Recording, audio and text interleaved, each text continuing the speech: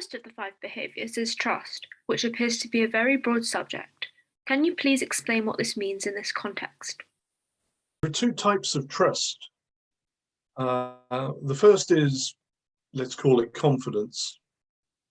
If you give a task to Fred and ask him to do it by Friday, you're confident, you trust him to have done that. You know that he'll come back to you if he's got any questions. He'll come back to you if there are any complications. And that's great, but that's relatively shallow. The level of trust we're talking about is a psychological one. To use Lencioni's phrase, it's vulnerability trust. This is where people know about one another.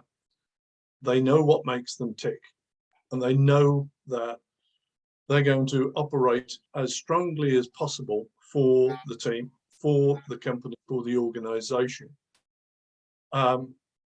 It's that step into the individual's thinking.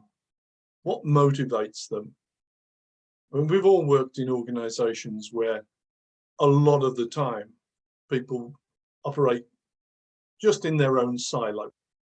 They're a team leader and they see their role as being to lead that team. In fact, any leader has fundamentally got 3 roles. Yes, they lead their own team. They have specific responsibilities which they can't delegate, they need to do.